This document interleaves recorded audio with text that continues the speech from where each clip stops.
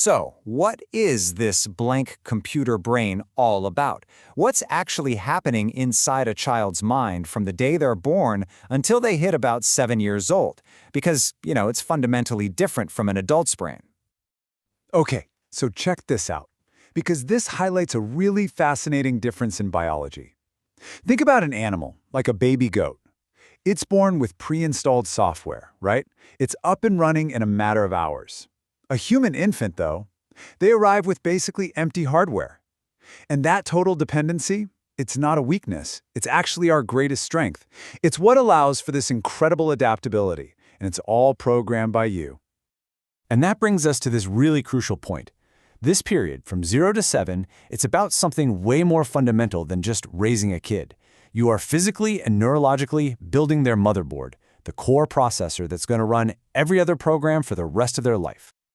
Okay, so if you're the one building the motherboard, you've got to be wondering, right? How is that software actually written? It's not through lectures or advice or trying to teach them moral lessons. Nope, a child under 7 learns through a unique and, a surprisingly simple language. And get this, it's all based on a kind of binary code. Forget complex ethics like right and wrong or good and bad. That's way too advanced for this stage. For a young child, the world is simply lovable or unlovable. Is this thing safe and good, or is it threatening and bad? That is the only calculation their brain is making. So, that's the big question then, isn't it? If that's their only filter, how in the world do they decide what goes into the lovable bucket and what goes into the unlovable one? How does that code actually get written? Well, it all comes down to observation. Let's just walk through a classic example. A new, uncertain thing happens, let's say a loud noise. The child has no file for this, so what do? They immediately seek data. And where do they look? Straight into your eyes. If you smile calmly, the software is installed. Loud noise equals lovable. It's safe. But if you panic, the exact opposite code gets written. You are their reference point for reality.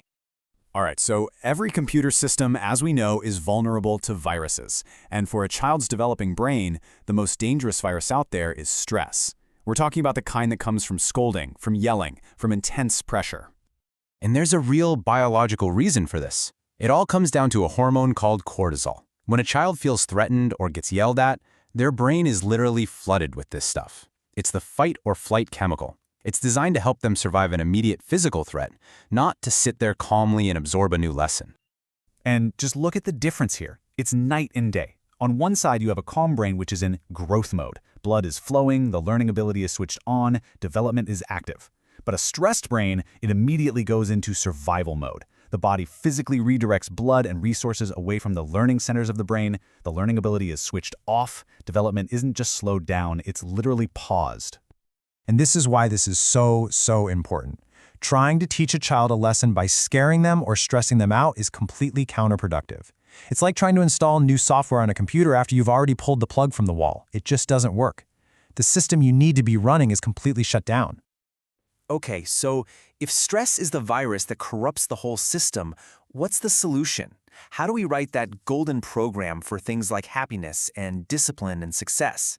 Well, the answer is actually beautifully simple. All right, let's take a real-world example. Say you want to install the Love of Reading program in your child.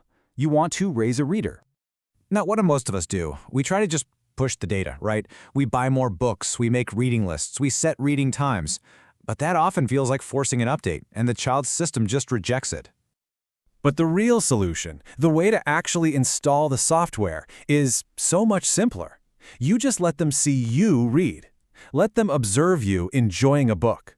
Their brain will see that, label it lovable, and the software just installs itself. No force required. And this isn't just about reading, right? This logic applies to everything.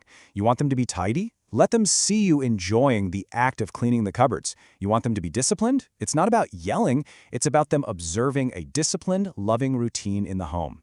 They download what you demonstrate. You are the living blueprint for their operating system.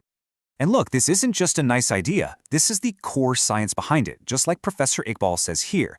The young brain is not built to process abstract rules and laws. It is a highly specialized, high-definition observation machine designed to do one thing really, really well: copy what it sees. So, as we start to wrap this up, what's the one thing you really need to take away from all this? It's this one simple, powerful fact. Your child is always watching. Every moment is a potential line of code. They are constantly installing the software that you yourself are running. And I want you to remember one number. Just one. 7. This intense period of programming, it kind of has a deadline. These first 7 years are the critical window. You're not just teaching them things, you are building the operating system that will process every single experience for the rest of their life. And that brings us right back to where we started. You are the programmer. Your child's mind is the computer. Every single